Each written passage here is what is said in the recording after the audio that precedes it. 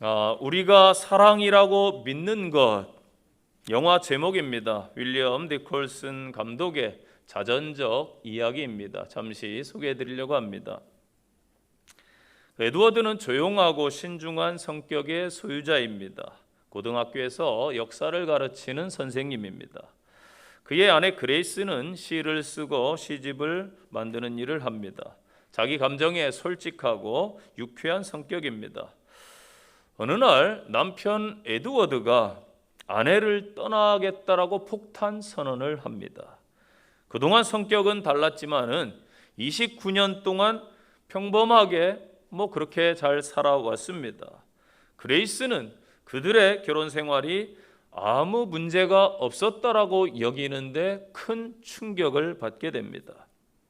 에드워드는 아버지가 돌아가셔서 큰 상심에 빠졌을 때에 기차에서 그레이스를 만나게 되었는데 그녀가 읊어준 시에 큰 위로를 받고 그 뒤 그녀에 빠져서 그녀와 결혼을 하게 됩니다. 그러나 생활할수록 그녀와 에드워드는 많이 달랐습니다. 감정을 바로 이야기하는 아내, 불편한 상황에서도 금방 평안을 찾고 또 안정을 찾습니다. 문제를 드러내길 원하고 자신이 정해놓은 틀 속에서 늘 행복해 하는데 정작 남편 에드워드는 행복하지가 않았습니다.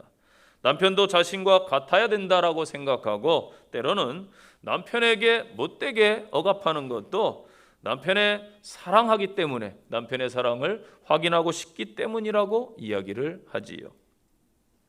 에드워드는 자신의 성향을 그대로 받아주고 이해해 주길 원했지만은 그녀는 늘 자신을 다그친다라고 생각합니다. 언쟁할 때마다 에드워드는 침묵하거나 회피하고 그녀는 그런 에드워드를 더욱더 몰아붙이게 됩니다. 그러던 어느 날 그는 자신을 있는 그대로 받아주는 안젤라에게로 도망칩니다. 오랜 시간 생각하고 탈출을 계획한 에드워드와 달리 그레이스는 갑작스러운 이별을 받아들이기 힘들어합니다. 그래서 그녀는 자원봉사를 하면서 아픔을 잊으려고 꽤나 애를 쓰고 있습니다. 장성한 아들 제이미는 부모를 따로따로 만나면서 둘의 이야기를 듣게 됩니다. 이 아들은 둘 사이에서 메신저 역할을 하면서 힘들어하는데 그 와중에 만날수록 부모를 조금씩 이해하게 됩니다. 누군가를 사랑하는 일은 결국 상대방에게 밑바닥까지 드러내는 일이구나. 사랑을 위해서 서로 이해하고 이해시키는 과정이 필요하구나. 그러나 그것이 참으로 쉽지 않다라는 것을 깨닫게 됩니다. 어느 날 그레이스는 안젤라의 집을 찾아갑니다. 무슨 권리로 남의 남편을 빼앗았느냐라는 질문에 안젤라는 이렇게 답합니다. 불행한 세 사람이 있었는데 지금은 한 사람만 남은 것 같네요. 잔인한 대답인데 달리 할 말이 없었습니다. 현실을 부정하고 분노하고 자괴감으로 뒤섞인 고통의 시간을 보낸 끝에서 그레이스는 다시 오랜 시간이 흘러 시집을 만드는 일상으로 복귀하게 됩니다. 아들 제이미가 아버지 에드워드를 찾아가서 말합니다. 아버지를 비난할 게 있다면 이것입니다. 엄마에게 맞춰주고 잘해주면서 행복하다라고 착각하게 만든 것입니다. 엄마에게 때론 화도 내시고 진짜 원하는 게 무엇인지 말하고 아버지 심정을 솔직하게 털어놓았어야 됩니다. 에드워드는 아들에게 말합니다. 그게 얼마나 힘든 건지 네가 잘 몰라서 그러는 거야. 이건 복잡한 문제지. 상대방을 사랑하면서도 떠나고 싶을 때가 있는 거야. 내 엄마가 날 사랑했다지만 그건 내가 아니야. 본인이 원하는 대로 만들어낸 에드워드일 뿐이야. 5월을 가정의 달이라고 합니다. 오늘날 여러 가정의 모습이 다변화된 사회에서 존재하고 있습니다. 혼자 사는 가구들도 있고요. 또 안타깝지만 여러 사정 때문에 이혼을 해서 따로따로 사는 가정도 있습니다.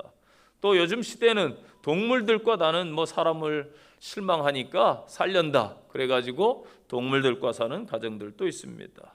함께 살지만은 독립된 공간에서 서로 모른 채 살아가는 가정들도 너무나 많습니다. 혹은 형편상 떨어져 지내지만은 애틋해하는 가정들도 있습니다. 이 건강가정 기본법이라는 것이 있더라고요. 제3조에 보니까 가족은 혼인과 혈연, 입양으로 이루어지는 기본적인 생활 단위이다. 가정은 가족 구성원이 생계, 주거를 함께하는 생활 공동체다라고 정의하고 있습니다. 전통적 개념의 가정들이 해체되는 시대에 저희들이 살아가고 있습니다. 그러나 가족은 분명한 것은 하나의 공동체입니다. 한 사람이 불행하면은 다른 사람이 절대 행복할 수가 없다라는 것입니다. 가족은 하나님께서 이 땅에 최초로 주신 제도입니다. 아담과 하와의 가정을 주신 것입니다. 바라기는 모든 이 땅의 가정들이 참 행복했으면 좋겠습니다. 현재 어떤 사정에 의해서 혹은 약간의 균열이 있을지라도 잘 치유되고 회복되기를 서로 바라야 됩니다. 특히 성도들의 가정이 이 마지막 때의 본이 되고 이 땅에서 잘 설 수 있는 그러한 가정이 돼야 될 줄로 믿습니다. 오늘 본문의 배경입니다. 아브라함이 나이가 많아 늙었습니다. 노년에 낳은 100세의 아들 얻은 그 이삭을 장성해서 장가를 보내야 되겠다라고 생각했는데 아브라함이 기도하면서 깨닫는 것이 이방 여인을 얻을 것이 아니고 믿음의 여인을 얻어줘야 되겠다. 그래서 믿음의 신앙인 중에서 며느리를 맞이하기를 원했습니다. 그는 기도하면서 충직한 종 엘리에셀을 부릅니다. 그래서 나에게 맹세를 하고 믿음의 자부를 내가 신실하게 얻어와라. 그렇게 명령을 하게 됩니다. 그래서 이삭의 아내를 믿음의 가문에서 찾게 되는 과정을 오늘 본문이 보여주고 있지요. 이 땅에 수많은 가정이 있지만 안타깝게도 다 행복한 것은 아닙니다. 저는 바라기는 우리 믿음의 가정들이 하나님을 우선하는 신앙으로 또 각 가족들이 서로 행복한 삶으로 살아가길 원합니다. 오늘 엘리에셀의 여정을 통해서 이삭의 가정을 보여주고 있습니다. 이 가정을 통해서 하나님 주시는 말씀으로 또 힘을 얻고 또 좋은 본보기를 따라가는 복된 가정들이 되시기를 바랍니다. 첫 번째 주시는 말씀입니다. 이 신뢰하는 가정을 만들라라는 말씀을 주고 있습니다. 59절 보니까 리브가를 불러 그에게 이르되 내가 이 사람들과 함께 가려느냐? 그가 대답하되 가겠나이다. 아멘. 엘리에셀이 하나님께 기도했습니다. 하나님께서는 그 기도가 끝나자마자 준비한 듯이 리브가를 만나게 해 주셨습니다. 리브가에게 예물을 주고 리브가의 집에 가서 자신이 아브라함의 부탁을 받고 이곳에 온 것임을 밝힙니다. 그런데 황당하게도 만난 지 얼마 되지 않았는데 리브가를 데려가겠다라고 하는 것입니다. 리브가의 가족들은 최소한 열흘 정도는 머물 수 있도록 요청을 하고 있지요. 종은 그러나 물러서지를 않습니다. 이때 리브가가 위대한 결단을 내리게 됩니다. 마치 아브라함이 본토 친척 아비집을 떠날 때 했던 것처럼 그는 본토 친척 아비집을 떠나 한 번도 가본 곳이 없는 미지의 길을 향해서 오직 하나님의 뜻을 의지하고 떠나기로 결단을 하는 모습을 보여주고 있습니다. 이제 리브가는 천만인의 어머니가 될 것이고 그 후손이 원수의 성문들을 얻게 될 것입니다. 아브라함의 위대한 떠남, 본토를 떠난 창세기 12장 말씀처럼 우리 리브가의 결단도 결코 주목해서 봐야 될 대목이라는 것입니다. 리브가는 마치 아브라함과 같은 믿음으로 결단을 한 것입니다. 처음 보는 사람을 따라서 또 그 시대에는 친정을 떠나면 다시 살아생전 갈 수 있을지 알 수가 없는 시대입니다. 얼굴 한 번 본 적 없는 그러한 사람의 아내가 되기 위해서 떠나는 것. 그녀에게는 그 일이 하나님으로부터 시작되었다라는 확신이 있었기 때문입니다. 이처럼 여러분 믿음의 사람은 담대함이 있습니다. 믿음은 보이지 않지요. 그러나 하나님의 약속의 말씀을 붙잡고 신뢰하면서 걸어가는 것이 믿음의 길인 줄로 믿습니다. 리브가의 집은 지금 경황이 없어요. 황망했을 것입니다. 도대체 아무런 준비도 없다가 갑자기 하루 만에 딸을 떠나 보내야 됩니다. 부모 입장에서는 참으로 당황스러운 일입니다. 그러나 이 융통성이 없는 그 엘리에셀의 모습을 보시기 바랍니다. 고집을 피우고 있어요. 아닙니다. 이것은 하나님께로부터 시작되었기 때문에 나는 내가 이렇게 기도했는데 이렇게 만나게 해주셨으니 바로 순종해야 됩니다. 그렇게 이야기를 하고 있습니다. 여러분 같으면 어떻게 이야기하시겠습니까? 바로 이러한 믿음을 보여주는 성도들이 되시기를 바랍니다. 또 종의 고집, 리브가가 그것에 따르겠다고 하면서 논란이 종식되고 있습니다. 61절 보세요. 리브가가 일어나 그 여종과 함께 낙타를 타고 그 사람을 따라가니. 이 메소포타미아 하란 땅에서 지금 이삭이 거주하고 있는 부엘라 헤로이, 그곳까지는 직선으로 700km, 실제 길 따라가면은 1000km가 넘는 길이라고 합니다. 아주 먼 길을 가야 됩니다. 그 먼 여정을 얼굴 한 번도 본 적이 없고 종의 말로만 전해 들은 그 남자를 만나기 위해서 리브가가 길을 나선 거예요. 이런 리브가의 모습은 신랑 되시는 예수님을 따라가기 위한 순례의 길을 떠나는 신앙의 여정, 성도의 신앙의 길을 예표하는 것입니다. 여러분, 알고 가는 길은 쉬워요. 그러나 믿음의 길은 때로는 하나님이 다 알려주시면 좋은데 안 알려주실 거예요. 그렇기 때문에 뭐가 필요합니까? 우리의 믿음이 필요합니다. 하나님을 제가 신뢰하고 따라갑니다. 여러분의 신앙의 길을 결단하고 힘차게 전진하시기를 바랍니다. 철로역정에 보면은 자꾸 가는 길을 마귀가 방해하고 미혹하고 유혹하고 넘어지게 만들고 발목을 붙잡아 주저앉힙니다. 그렇지만은 끝까지 승리했습니다. 저희들도 끝까지 믿음의 경주를 승리하는 신앙인들이 되시기를 바랍니다. 리브가가 엘리에셀의 말을 신뢰했기 때문에 리브가의 집에서 허락을 했고 본인도 선뜻 따라 나설 수 있었습니다. 여러분, 이처럼 믿음의 사람은 어디에 가든지 인정을 받아야 됩니다. 신뢰를 또한 줄 수 있어야 됩니다. 이처럼 모든 가정의 기초는, 이 땅의 가정의 기초는 여러분 신뢰에 기초하는 거예요. 사람 간의 관계도 신뢰입니다. 이 사회도 마찬가지죠. 그런데 안타깝게도 지금 마귀가 이 땅을 불신사회로 만들고 있어요. 이 세상을 서로 불신하게 만듭니다. 부모와 자녀 간에 불신을 주고, 부부 간에 불신을 주고, 이웃 간에 불신을 주고, 또 안타까운 것은 현재 대한민국의 정치 신뢰도, 또 종교 신뢰도가 최저라는 사실입니다. 우리는 성도로서 부끄럽게 여기고 다시 회복해야 될 줄로 믿습니다. 다시 믿음을 회복하는 성도들이 되시기를 바랍니다. 가족의 의미란 글이 있더라고요. 가족은 두부입니다. 조심하지 않으면 부서질 수 있으니까. 가족은 바카스입니다. 바카스를 마시면 피로가 풀리듯 가족을 보면 하루의 피로를 잊을 수 있습니다. 가족은 저금통입니다. 처음 시작할 땐 딸가락 요란하기도 하지만 채우면 채울수록 무겁고 든든합니다. 가족은 화초입니다. 애정과 관심을 얼마나 주느냐에 따라 아름다울 수도 있고 그렇지 않을 수도 있기 때문입니다. 여러분, 각 가정에서 가족들이 서로 믿어주고 신뢰해야 됩니다. 부모와 자녀 사이, 또한 형제 사이, 특히 오늘날 가정들 부부 사이 서로 신뢰가 있어야 돼요. 왜냐하면 자녀들에게 영향력을 미치기 때문입니다. 서로를 믿지 못하고 의심하게 되면 관계가 무너질 것입니다.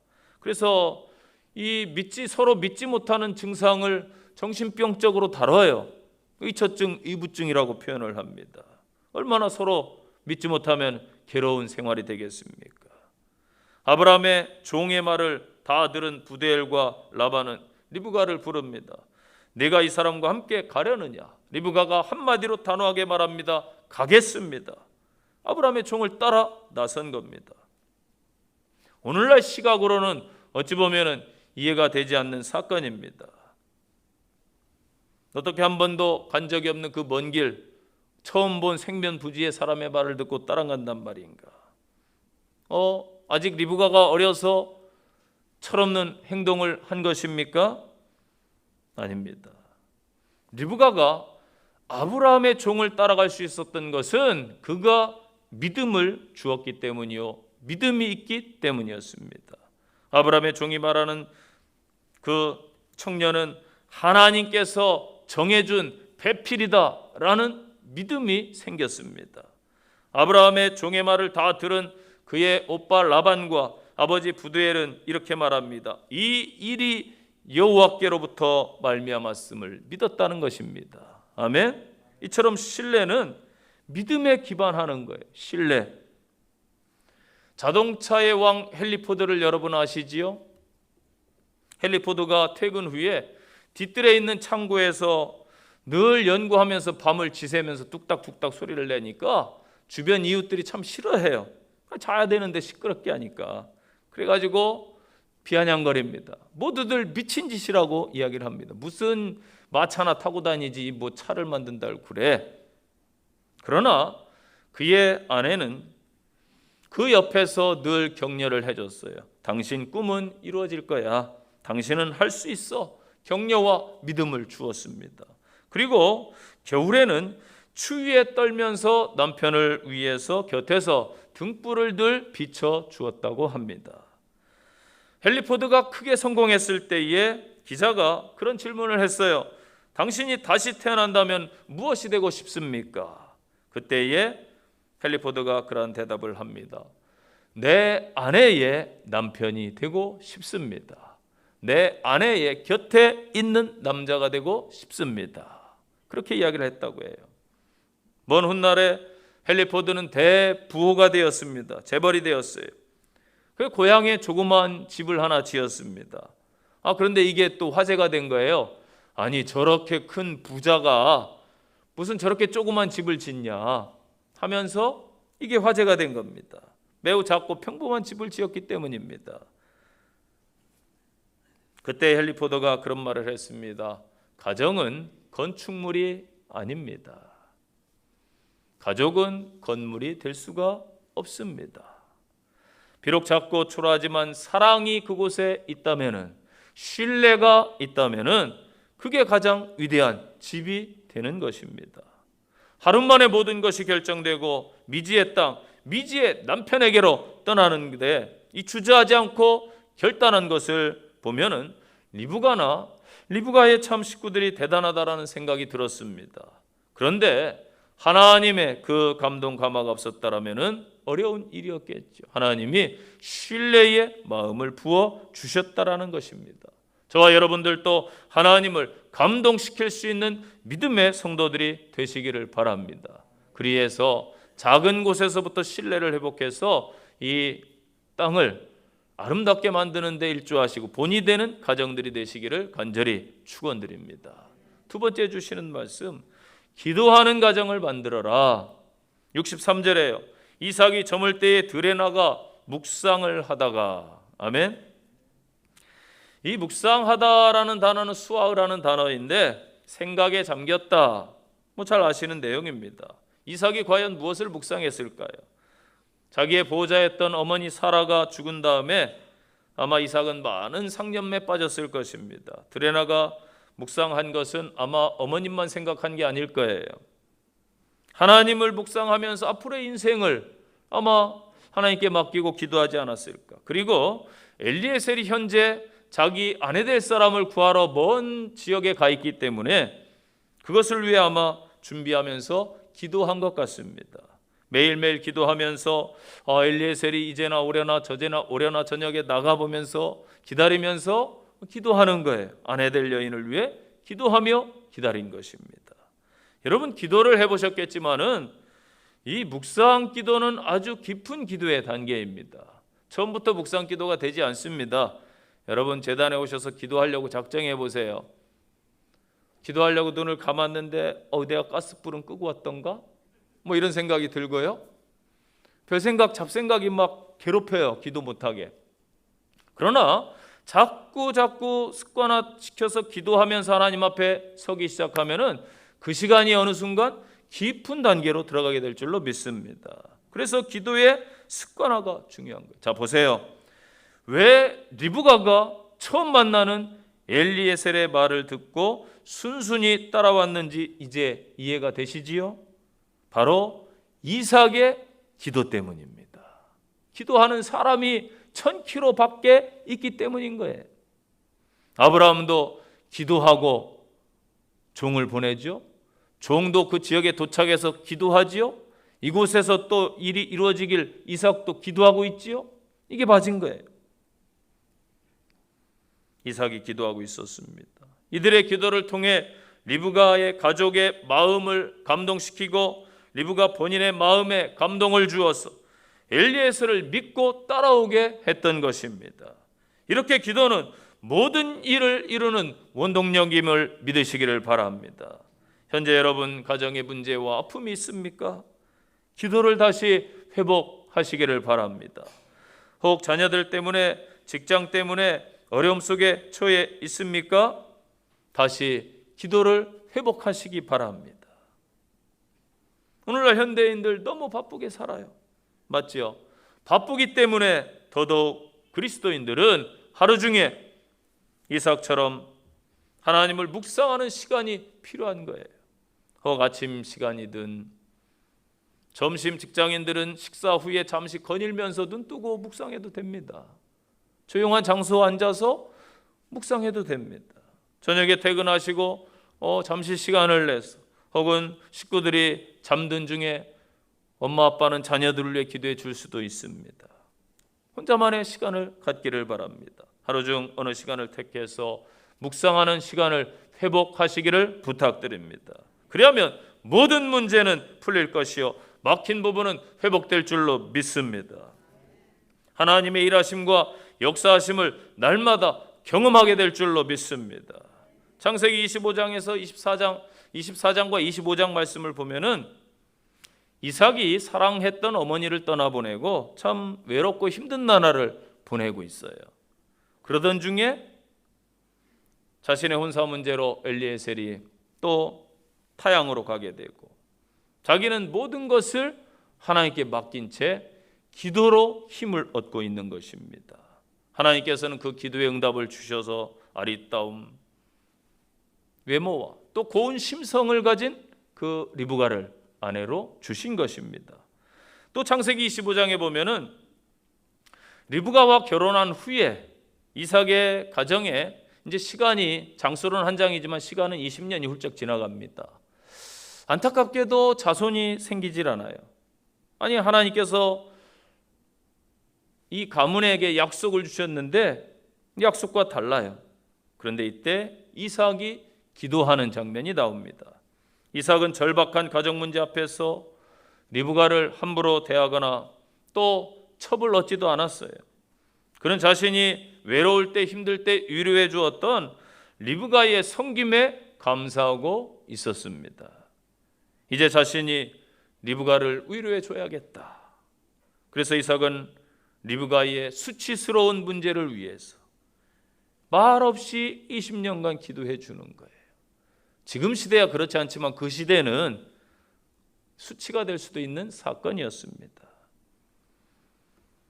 여러분, 기도로 섬겨주는 것이 가장 아름다운 사랑의 표현인 것입니다.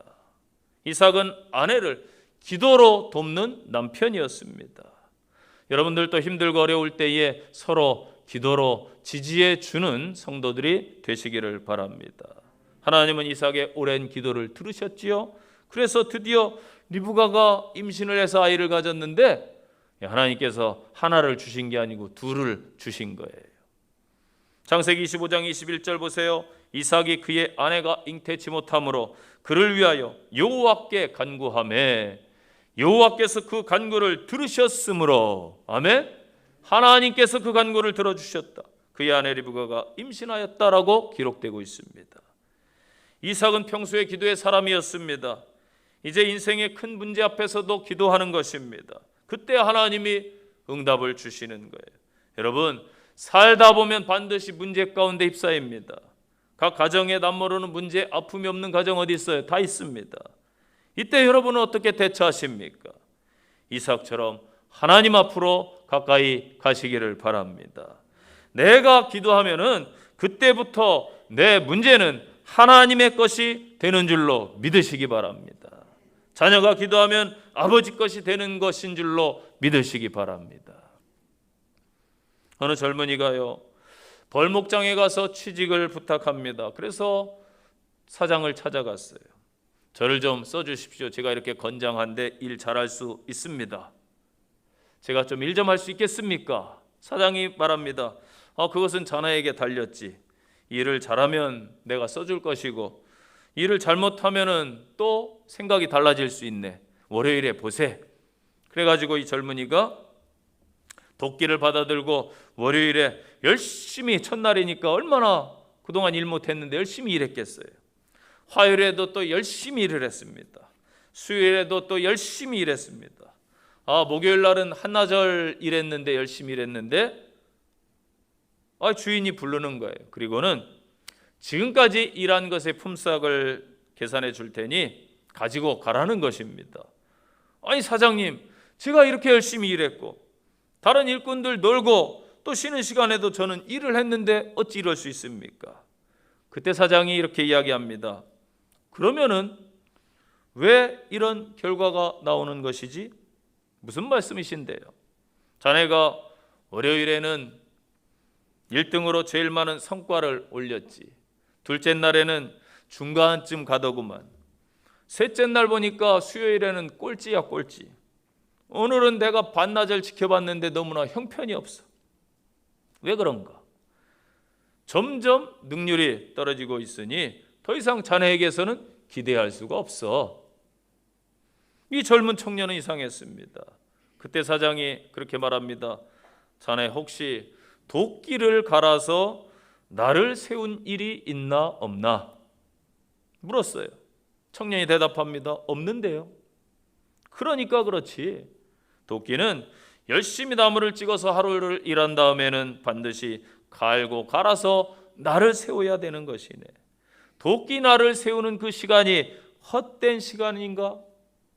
그 시간이 노는 시간인가? 내일을 위해 준비하는 시간이라네. 주인의 말에 그는 대답을 하지 못했습니다. 도끼날을 갈고 갈아 세워놓고 한 번 찍는 것은 무딘 도끼날로 나무를 10번 찍는 것보다 능률이 더 좋다고 합니다. 반드시 갈고 나를 세워야 된다라는 사실을 이 젊은이는 몰랐던 것입니다. 여러분, 우리의 인생길에서 또는 믿음의 생활에서 나를 세우는 일이 얼마나 중요합니까? 이게 뭐예요? 나를 세우는 일이 여러분 뭐라고 생각하세요? 준비하는 일이 무엇이라고 생각하십니까? 바로 기도 생활인 거예요. 여러분 교회에 오시면 무엇부터 해요? 기도부터 하시잖아요. 하나님, 제가 주일에 성전에 올 수 있도록 은혜를 주셔서 감사합니다. 오늘 예배를 통하여 하나님을 경험하고 싶습니다. 은혜를 누리고 내 모든 문제들이 하나님께 아뢰어지길 원합니다.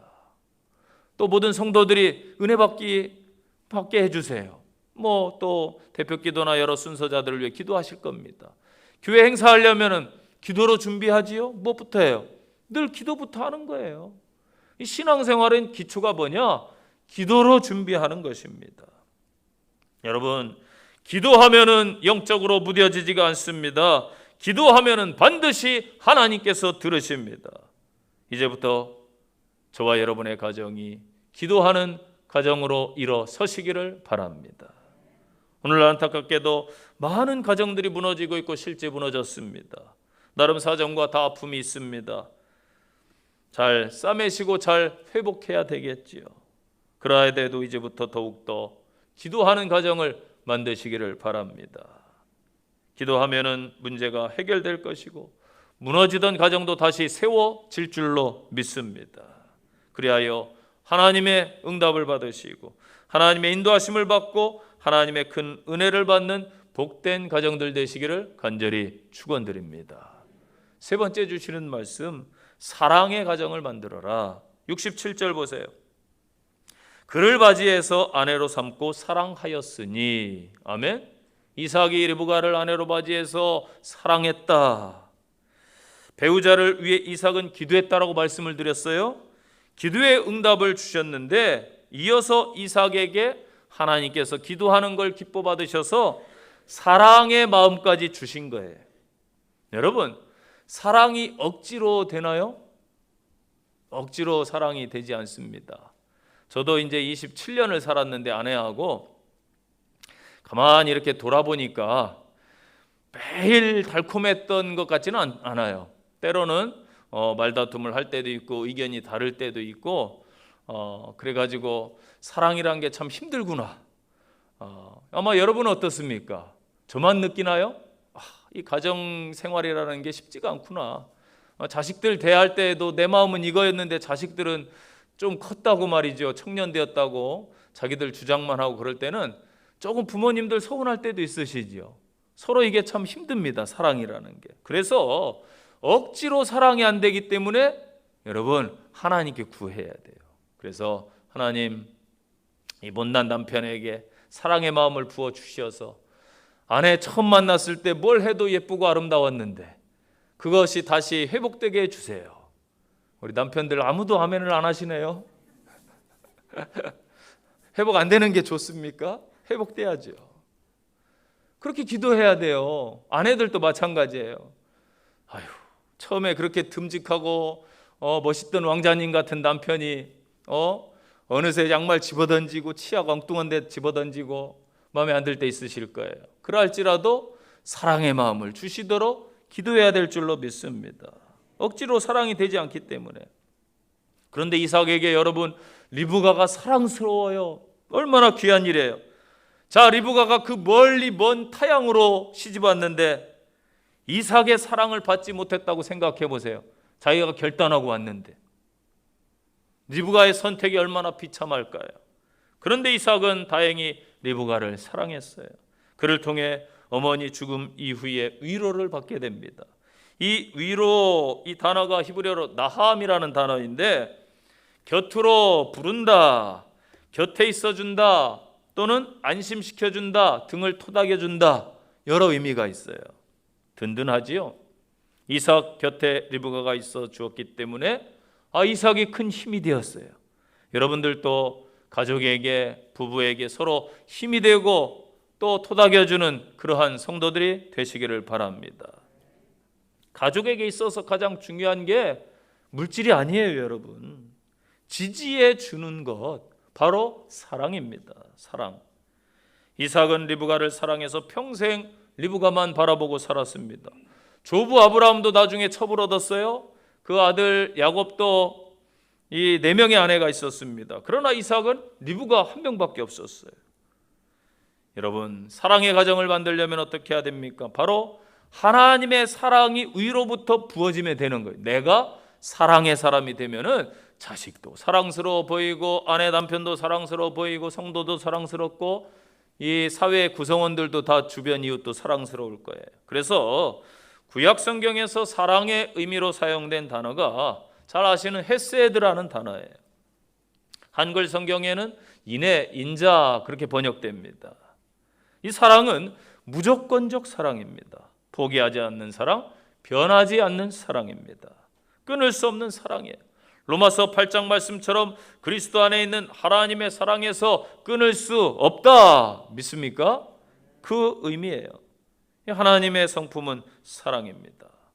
여러분, 가족 간의 갈등이 왜 일어납니까? 갈등이 일어나는 것은 당연한 거예요. 남녀가 목성 살다가 화성 살다가 만났는데 화성과 목성의 룰이 다르잖아요. 같은 민족인데 북한과 한국의 룰이 달라요. 요즘에 이어령 교수의 마지막 수업이라는 책을 읽고 있는데 이어령 교수가 그런 말을 하더라고요. 아니 말이지, 재판정에서 흔히 그런단 말이에요. 변론하면서 소설을 쓰고 있네. 이 말이 많다라는 거예요. 여러분 그런 말 해보셨나요? 소설 쓰고 있네. 그 말이 뭐예요? 거짓말하지 마, 이런 말 아니에요. 소설가 입장에서 엄청 화나는 일이라는 거예요. 소설가만큼 글을 쓰는 사람은 진실한데, 그러면서 그런 이야기를 하더라고요. 아니, 법이 문제지 소설이 문제야? 법 봐봐 하면서 타국에서 법이 같은 법인데 여기에서는 이렇게 적용되고 여기에서는 이렇게 적용돼. 또 같은 사안인데 코에 걸면 코걸이, 귀에 걸면 귀걸이. 법이 진리냐 소설이 진리냐? 이렇게 묻더라고요. 그래서 제가 이야, 역시 이분은 예리하구나. 어떻게 이런 통찰력이 있지? 여러분, 무슨 말입니까? 서로 받아들이지 않기 때문에 문제가 생긴다라는 것이지요. 하나님은 죄인된 저희들까지 받아주셨습니다. 가족 간 감사하고 존중하는 것이, 지지해 주는 것이 참 사랑입니다. 특히 가족 간의 사랑을 위해서는요, 누군가 희생이 필요한 법이에요. 옆에서 주위에서 보면 참 화목한 가정이 있어요. 부럽다 싶은 가정이 제 주변에도 있어요. 그런데 그런 가정에 들어가 보면요, 아내든 남편이든 자녀든 꼭 역할을 하는 분이 있어요. 헌신하는 분들이. 이 세상을 사랑함에 있어서도 예수님의 십자가의 희생이 있었던 것이지요. 일제강점기에 일본에 유학해서 음악을 전공한 이흥렬 청년이 있습니다. 귀국한 후에 여러 대학에서 후학들을 길러냈고 또 숙명여대에서 음대학장까지 지냈습니다. 그런데 그가 청년 시절에 일본에서 음악을 공부할 때에 피아노가 없다 보니까 참 힘겨운 거예요. 그래서 자신의 집안 형편으로 볼 때는 이걸 구입할 수 있는 돈이 있는 것도 아니고 누가 도와주는 것도 아니고 어려워가지고 어느 날 어머니께 편지를 씁니다. 자기가 이제 이런 형편 때문에 그만두는 게 아니고 내 꿈이 다른 데 있습니다라고 애둘러서 그렇게 어머니께 편지를 보냅니다. 귀국하겠습니다. 어머니는 벌써 딱 알죠. 어머니가 그걸 왜 몰라요, 자기 자식인데. 그래가지고 어머니가 만류를 하지요. 아들 뒷바라지로 참 힘겹고 빚이 있었지만은 너는 학업을 중단하면 안 된다. 끝까지 학업을 해야 된다. 그 다음 날부터 어머니가 이른 아침부터 저녁 밤 어둑어둑해질 때까지 원근 각처의 산을 막 쉴 새 없이 돌아다니는 거예요. 그러면서 그 당시에는 솔방울을 또 팔았다고 그러네요. 30년대 우리나라에서 솔방울을 긁어 모은 겁니다. 그 불쏘시개 용으로 솔방울을 팔아서 그 당시에 400원을 모아서 아들에게 보냅니다. 지금 환율로 생각하면 안 돼요, 여러분. 400원 하니까 아이고 고작 400원을 보냈냐? 아니에요. 그 당시에 1930년대에 쌀 한 가마니가 10원 하던 때 10원. 그러니까 거금이에요. 그 어머니의 정성에 정말 눈물을 흘리고 이 아들이 그 돈으로 계속 공부를 하게 됩니다. 그래서 음악 공부를 마쳤어요. 그리고 그 당시에 곡을 하나 씁니다. 그 어머니의 마음이 너무 헌신의 마음이 감사해서 곡을 하나 써요. 그것이 바로 어머니의 마음이라는 곡입니다. 나실 제 괴로움 다 잊으시고 기르실 제 밤낮으로 애쓰는 마음, 진자리 바른 자리 가라니시며 손발이 다 닳도록 고생하시네. 하늘 아래 그 무엇이 넓다 하리요 어머니의 희생은 가히 없어라. 여러분, 잠언 15장 17절을 기억하십시오. 채소를 먹으며 서로 사랑하는 것이 살찐 소를 먹으며 서로 미워하는 것보다 나으니라. 스바냐 3장 17절에 보면 너희 하나님 여호와가 너희 가운데 계시니 그는 구원을 베푸실 전능자시라. 그가 너로 말미암아 기쁨을 이기지 못하시며 너를 잠잠히 사랑하시며 너로 말미암아 즐거이 부르며 기뻐하리라 하리라. 아멘. 사실 이 스바냐서의 배경은 이스라엘 백성이 막 우상 숭배로 하나님을 떠나고 타락한 그러한 지경에 이르렀어요. 하나님의 징계를 받는 예언입니다. 그런데 하나님의 눈에는 이 택한 백성이 죄악 중에 있어도 예뻐 보이는 거예요. 미워 보이지 않아요. 밉상 짓을 해도 사랑스러운 거예요. 사랑스러울 게 아직 하나도 없는 이스라엘 백성입니다. 그런데도 하나님은 끝까지 사랑하십니다. 성도 여러분, 바로 이 희생과 사랑이 회복되어야 이 땅의 가정들이 회복될 것입니다. 우리의 가정이 살아날 것입니다. 우리 성도들의 가정이 사랑의 가정이 되어서 하나님을 기쁘시게 하고 이 땅에서 좋은 본보기가 되는 복된 가정천국을 만드시기를 간절히 축원드립니다. 결론의 말씀입니다. 이런 글이 있어 제가 소개해 봅니다. 제목을 잘 들으세요. 어느 부부의 코로나에 대한 생각. 어느 부부의 코로나에 대한 생각입니다. 먼저 남편 생각. 코로나는 나쁜 점만 있는 게 아니다. 일단 아내가 어디 여행 가고 싶어 하지 않는다. 아무것도 쇼핑하지 않는다. 가장 좋은 건 평소 그렇게 제잘거리던 아내가 하루 종일 입에 마스크를 하고 있어서 아무 잔소리를 하지 않는다는 점이다. 코로나는 나쁘긴 하지만 이렇게 좋은 점도 있다. 이제 아내 생각입니다. 아내 생각. 코로나는 어찌 보면 위안도 준다. 일단 남편이 친구들과 돈을 안 쓰고 술 안 처먹고 집으로 겨들어온다. 쇼핑을 인터넷으로 연락에 질러대도 모른다. 가방도 옷도 신발도 음식도 남편 없는 시간에만 배달된다. 가장 좋은 건 내가 코로나 때문에 하루 종일 입에 마스크를 쓴다고 생각한다. 성형수술한 줄도 모르고. 때로 코로나는 이렇게 좋은 점도 있다. 전혀 현실성 없는 이야기가 아니라고 저는 보고 있습니다. 왜냐하면 이런 이야기가 나온다라는 것은 이게 우리 사회의 단면이구나. 물론 이러면 안 되겠지요. 저와 여러분은 이삭의 가정처럼 주변에 본이 되는 가정이 되시기를 바랍니다. 혹여 사정상 어려운 여건 속에 있는 가정이 있을 수 있어요.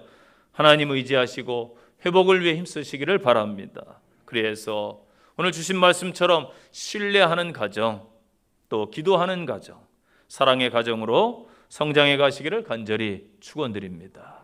적용의 말씀입니다. 첫째, 나는 주변인들에게 신뢰를 주는 사람인가? 내가 주변인에게 인정받지 못한다면 과연 그 이유는 무엇인가? 한번 생각해 보세요. 한 주 동안. 그리고 내가 신뢰 점수를 다 자신에게 100점 만점에 준다고 할 때에 자녀들이 나를 몇 점 줄까? 혹은 아내가 남편이 나를 몇 점 줄까? 교인들은 나에게 몇 점의 성도로서 점수를 줄까? 고민해 보시기 바랍니다. 두 번째 적용입니다.